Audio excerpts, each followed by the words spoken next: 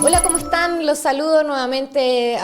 Ya estamos en una nueva entrevista acá por las pantallas del Mostrador, por supuesto. Y hoy día me encuentro acá en los estudios junto al senador de la democracia cristiana, Francisco Buenchumilla. Senador, ¿cómo está? Muchas gracias por haber venido hasta acá. ¿Qué tal? Un gusto saludarte. Muchas gracias. Bueno, me imagino por qué tema cree que voy a partir la entrevista, y es que el tema de la semana, por supuesto, que ha sido, bueno, las repercusiones políticas que trajo la cuenta pública, en particular con este giro comunicacional del presidente Gabriel Boric al instalar el tema del ingreso al proyecto de aborto legal. Y quiero partir primero por las repercusiones que ha tenido al interior de su partido. No voy a entrar en detalle porque es algo que ya se conoce respecto a las diferencias que existen y el malestar al interior de la DC luego de este anuncio, pero le pregunto por cómo se ha ido procesando esto con los días. Usted ha tratado de poner paño frío al asunto, de evaluar las cosas en su mérito a propósito de que se cuestionaron las negociaciones también que se están llevando adelante en el Congreso.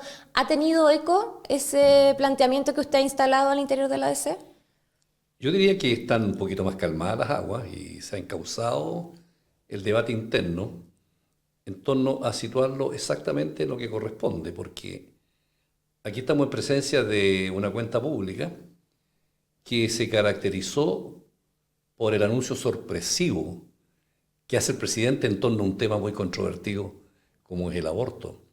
Entonces, nadie pensaba ni se imaginó de que la cuenta pública pudiera traer un tema de esa naturaleza. Entonces yo creo que golpeó ahí mismo, el día sábado, ¿no es cierto?, los que estaban ahí, los que lo estaban viendo. Y entonces se produjo una reacción espontánea, porque diciendo, mira, nadie nos avisó que venía este tema, este es un tema muy complicado, este es un tema que nos divide, y por eso fueron las reacciones de esa naturaleza. Pero uno, procesando con tranquilidad, se da cuenta que la cuenta pública le pertenece al presidente. Ahora, con quién él conversa y diseña esa cuenta pública, bueno, esa es una facultad privativa con su equipo de mayor confianza, y él verá si le anticipa a los partidos o no por dónde va a ir su derrotero. Entonces, naturalmente que eso te produce, digamos, una estupefacción cuando tú ves que en la cuenta te plantean un tema de esa naturaleza. Pero después la gente tiene que darse cuenta que el presidente tiene derecho a tener su propio diseño estratégico del escenario que quiere crear en el ambiente político nacional. Y probablemente el presidente quería hacer un giro en la agenda. Que lo logró. Que lo logró. Es un tema a debatir. Vienen elecciones este año, vienen elecciones este otro año, y entonces, como se dice, hay ciertos temas con los cuales tú sacas a la oposición y a otros sectores al pizarrón, diciéndole, mire, usted quiere discutir por temas blandos, por los temas que le convengan, discútame este tema que a usted no le acomoda, dígale a la gente qué piensa, cuál es su pensamiento, juéguesela. Y yo creo que en ese sentido el presidente lo logró plenamente, digamos, porque cambió el giro de la discusión. Bueno, esas son las reglas de juego de la política, porque yo siempre digo, la política es un intangible. Tú no sabes por dónde viene.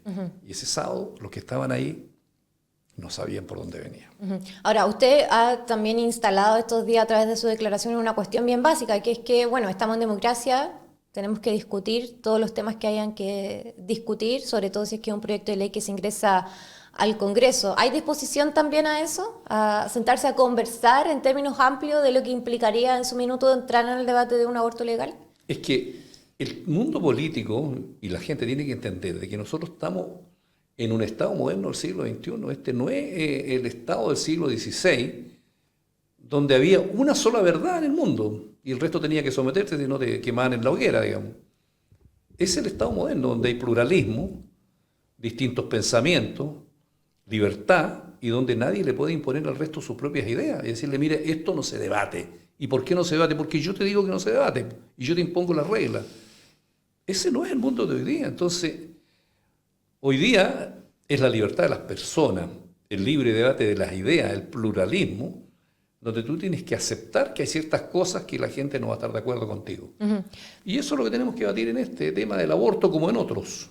Lo digo a propósito de que, bueno, suena bastante básico los términos en los que estamos conversando, pero precisamente, y se lo comentaba fuera de cámara, ya se han visto señales transgresoras de esos principios a través de lo que ha hecho el Partido Republicano al no dejar ingresar a representantes del gobierno a las comisiones. O sea, se van a empezar a materializar cuestiones de ese tipo, a lo mejor. Pero es bastante ridículo que cuando tú escuchas un discurso y hay alguna cosa que no te guste, tú te mandes a cambiar. O sea, te da una pataleta irracional.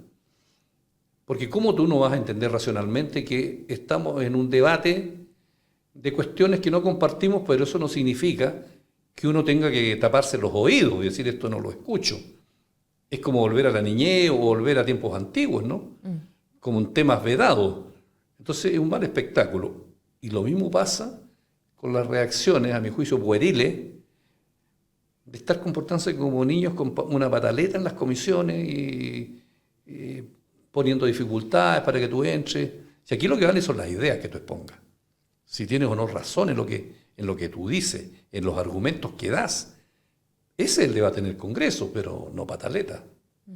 Ahora, otra de las cosas que se ha sacado a colación a propósito de las manifestaciones que han señalado los parlamentarios de la ADC por el tema del aborto es lo que decía precisamente el programa de gobierno de Yasna Proboste en su minuto, donde instalaba la posibilidad de interrupción voluntaria del embarazo por 14 semanas. Se sacó a colación también a propósito de lo que han dicho desde su partido. ¿Cómo ve también ese tema?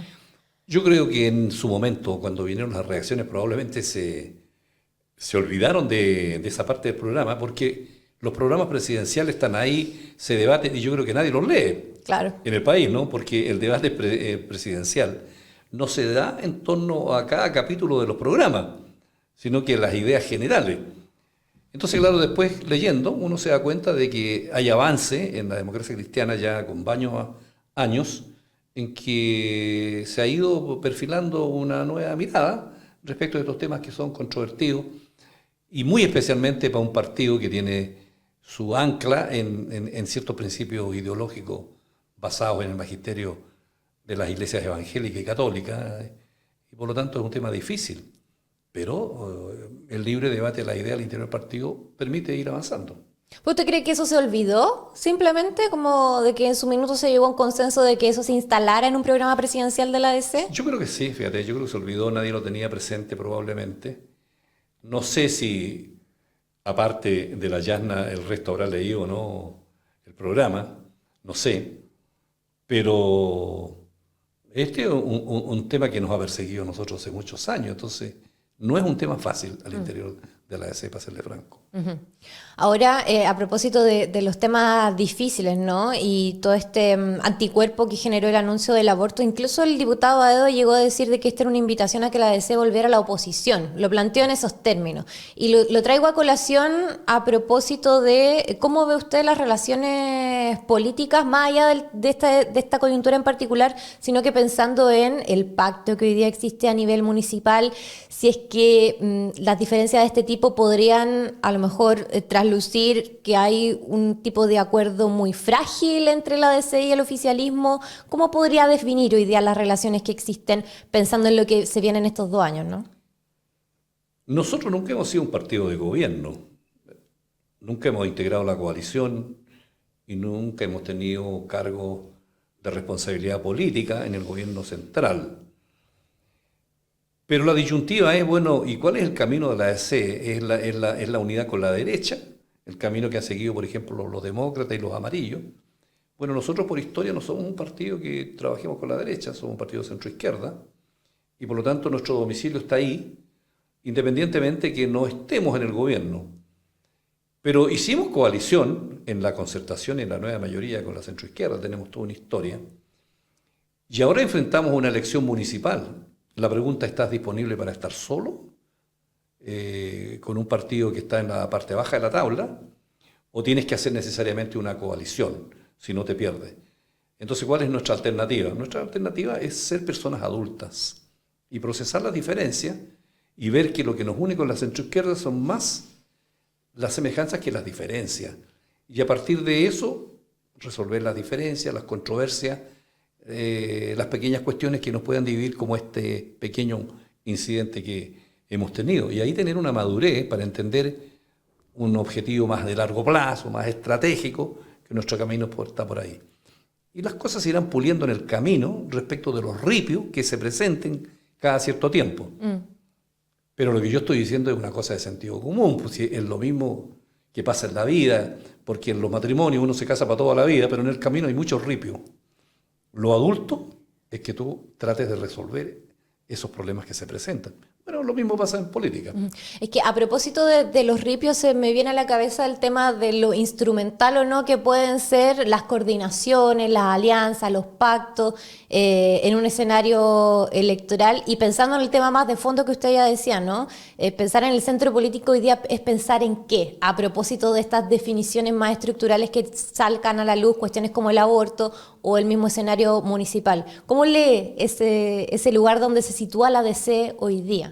Es que yo creo que la política en la gestión de gobierno es básicamente una cuestión instrumental, una cuestión de gestión. Porque cuando tú formas una coalición, tú no renuncias a tus principios ideológicos y doctrinarios.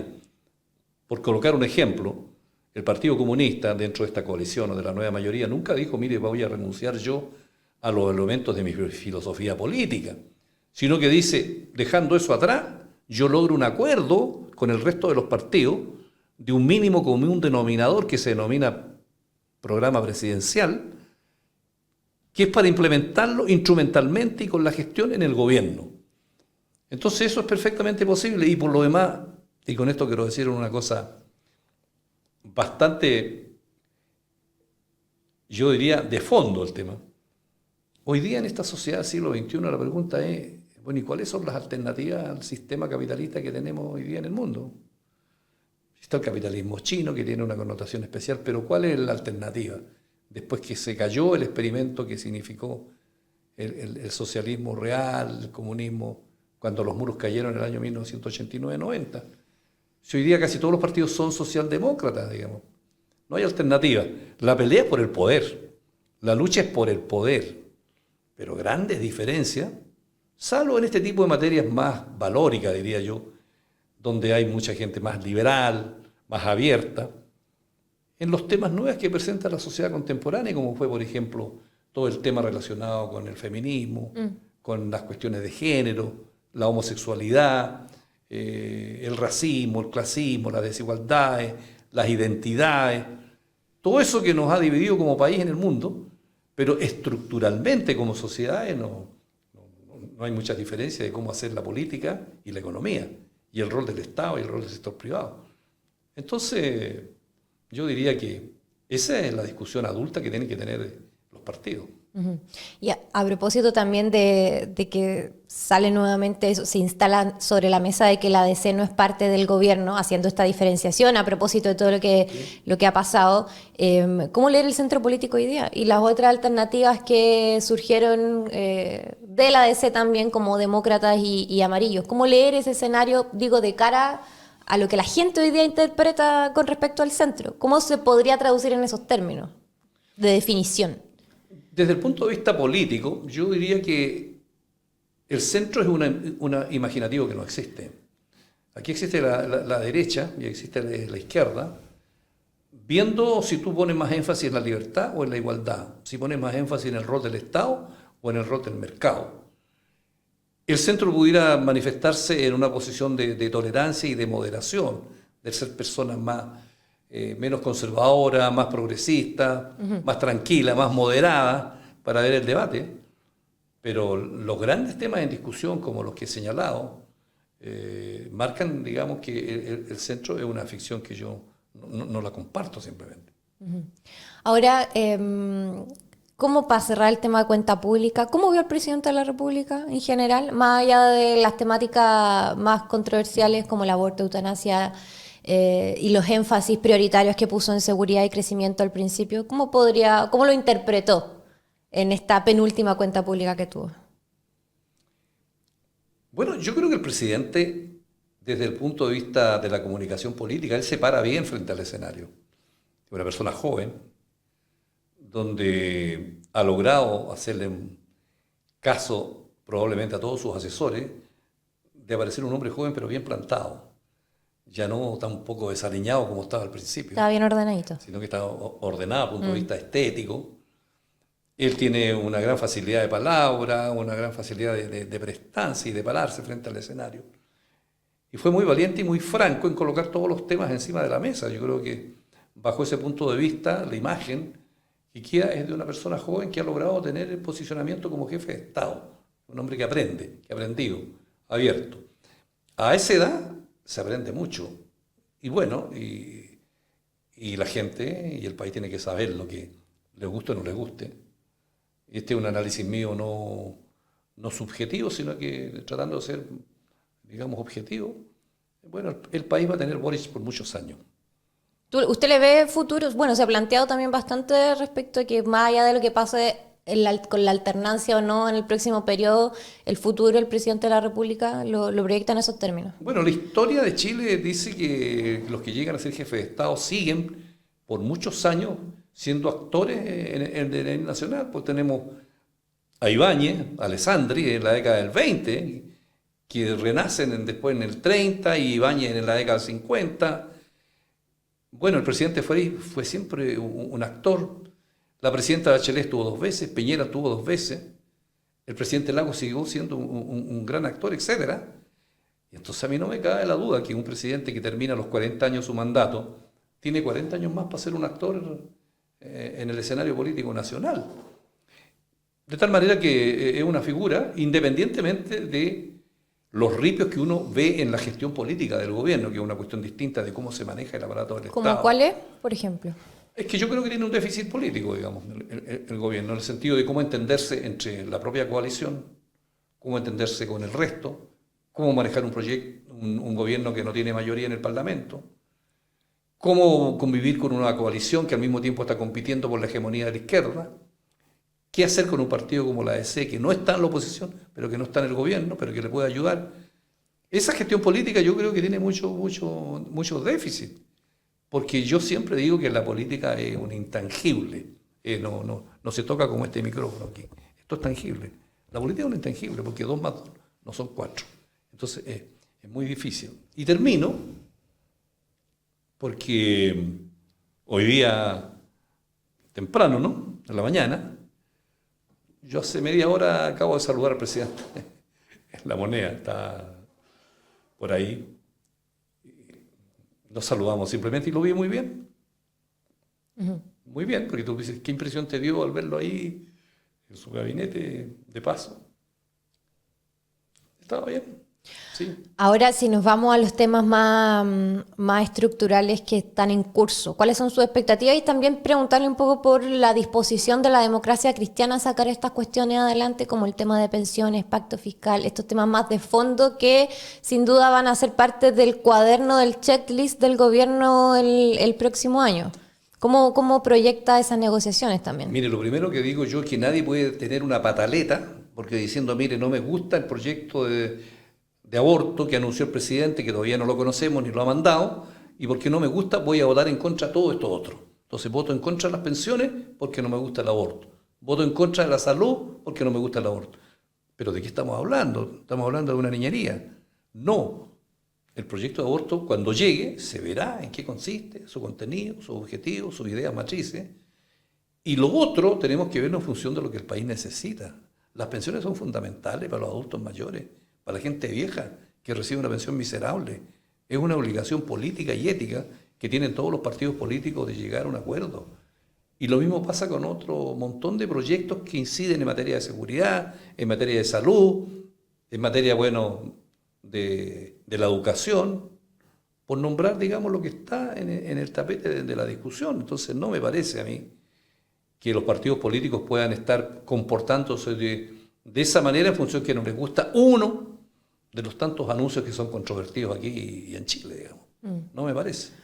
Ahora ya para ir cerrando, senador, le quiero preguntar por la Araucanía, temáticas de seguridad en la cuenta pública del Ministerio del Interior. Se han sacado también a colación las cifras respecto a que han mejorado las cosas en la región a propósito de las innumerables prórrogas del estado de excepción. ¿Cómo proyecta ese escenario también? ¿Vamos a seguir con estado de excepción para mantener bien las cosas?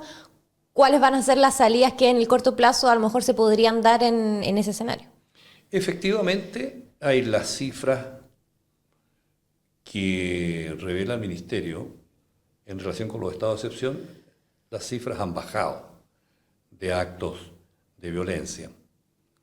La pregunta, el problema que tiene el sur de Chile resiste una situación de esa naturaleza, pensando que por la fuerza vamos a bajar la cifra en un par de puntos. El enfermo, porque bajemos de 40 grados o lo bajemos a 38, significa que se mejoró. Y eso es transitorio, es momentáneo, es una cuestión que va a seguir. Yo creo que mientras no resolvamos los problemas de fondo de la Araucanía, ese problema va a seguir. Entonces yo apuesto por una solución política que vaya a la médula del conflicto que ahí existe. Y para eso estamos trabajando en la Comisión de Paz y Entendimiento, tratando de buscar los nudos críticos y hacer una propuesta que le haga sentido al país, al pueblo mapuche, al Estado, a los partidos y al gobierno. Quería entrar precisamente en ese tema, también por una cuestión de temporalidad, ¿no? Porque, claro, las soluciones estructurales de fondo, de carácter política, son cuestiones, y lo sabemos bien cómo ha sido la historia en el último tiempo, son cuestiones de largo plazo. Mientras tanto, se está haciendo esto otro en términos de seguridad y despliegue militar. Por eso es interesante saber en qué ha estado la comisión, más allá del informe que se vaya a entregar más adelante anunciado por el presidente, en qué ha estado la Comisión para la Paz y el Entendimiento, que es como este órgano donde están puestas las fichas de que se podría encaminar a una solución política como la que usted menciona.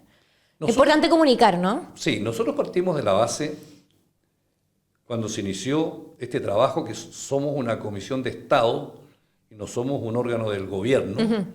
Es transversal, además, la composición. Es transversal, efectivamente, pero además no estamos en la contingencia y no nos corresponde resolver los problemas contingentes que existan en la macrozona sur. Por lo tanto, no entramos en las políticas públicas, en que la gente diga, mire, tenemos problemas con los caminos, con los hospitales, con las escuelas. No es nuestra tarea. Nuestra tarea es hacer una proposición política respecto del fondo del conflicto que vive la macrozona sur, que es el desencuentro que existe entre un pueblo originario como el pueblo mapuche y el Estado chileno, y que se ha alargado por más de 100 y tantos años. Y en ese sentido, entonces, optamos por un trabajo de bajo perfil, tranquilo, ajeno a las contingencias políticas, y estamos trabajando todas las semanas, nos estamos reuniendo todos los jueves, hemos viajado a las regiones, hemos tenido encuentros en las 4 regiones, y aparte de eso hay que procesar los documentos, leer la literatura, recibir a todos los servicios públicos, a todos los incumbentes, recibir a delegaciones de las Naciones Unidas y de otros países, y hemos acumulado un conjunto de elementos que nos permiten ahora entrar a definir cuáles van a ser las proposiciones.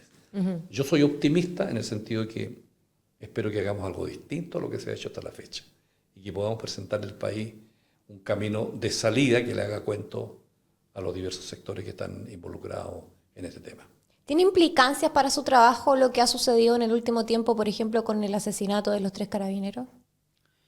No tiene implicancia, aunque uno, por supuesto, rechaza y lamenta profundamente este tipo de situaciones que le corresponden a las autoridades respectivas, encargados del orden público y de la persecución criminal, pero no afecta el desarrollo del trabajo que nosotros estamos haciendo. Hay muchas contingencias, muchos hechos de violencia a lo largo de los años y por lo tanto cualquiera que sea el escenario nosotros vamos a seguir hasta entregar nuestra propuesta. Senador, con esto cierro. Comentábamos que usted está en la Comisión de Defensa donde se están tramitando hoy día las reglas del uso de la fuerza. Contémosle a la gente también un poco en qué va esa tramitación, que hay altas expectativas respecto a que uno de los proyectos importantes es la agenda de seguridad. Bueno, digamos en unos breves segundos que cuando el Estado le entrega las armas a las fuerzas de orden y seguridad, Carabineros, la PDI y a las Fuerzas Armadas, bueno, ellos tienen la posesión legítima de las armas en el Estado. ¿Cómo deben usarlas frente a los ciudadanos, frente al crimen, frente a la delincuencia? Entonces, bueno, legítimamente las Fuerzas Armadas y Carabineros dicen, bueno, usamos las armas, pero ¿qué garantía nos da el Estado de que usando las armas en definitiva no vamos a terminar en la cárcel? Entonces, para eso se tienen que dictar reglas del uso de la fuerza. Cuestión que no es novedad en Chile, sino que en todas partes del mundo existen estas reglas del uso de la fuerza. Entonces se trata de establecer un conjunto de principios, normas, disposiciones, una estructura que le diga exactamente a la Fuerza Armada, mire, de esta manera usted tiene una posibilidad de usar las armas para defender el Estado, el orden público, la seguridad, las personas y combatir la delincuencia con reglas claras para que usted trabaje tranquilo. Digamos, usando las armas, pero respetando los derechos de la persona. No es sencillo eso, porque cuando una Fuerza Armada se enfrenta a una situación crítica de delincuencia es en tiempo real y tiene que tomar decisiones en tiempo real, en segundo, en minuto, y por lo tanto no es una cosa lineal, sino que es una cosa muy compleja, y eso hace que nosotros estemos tratando entonces este proyecto con pinzas, con tranquilidad, escuchando a todos los actores. Hemos estado con los auditores de las Fuerzas Armadas, los auditores de las policías, estamos escuchando profesores de Derecho Penal, especialistas, documentos, en fin. Están en etapa de audiencia. No, la etapa de audiencia ya se hizo, digamos, en la Cámara de Diputados, y por lo tanto nosotros estamos por entendido de que ya se escuchó a todos los sectores, y nosotros ahora estamos más bien en la parte técnica, política y jurídica para hacer nuestra proposición. Y en términos de tiempo, la votación en general de la idea de legislar, ¿cuándo debe ser? Tenemos que escuchar la próxima semana a 2 profesores de Derecho Penal que invitamos, y después de eso vamos a volver a invitar a los auditores para conversar, digamos, fuera de su exposición, y que ellos respondan las preguntas que queremos hacer, las inquietudes que tenemos, y probablemente después de eso votaremos en general en la sala, o sea, en la comisión y en la sala, y después entraremos al articulado mismo, que es lo que se llama en jerga legislativa la discusión en particular, artículo por artículo. Perfecto, senador Buenchumilla, le quiero agradecer por el tiempo de haber venido hasta acá, de conectarse también con la audiencia del Mostrador, y nos estaremos viendo en una próxima oportunidad. Repasamos todos los temas. Muy amable, muchas gracias. Que esté muy bien, gracias. Adiós.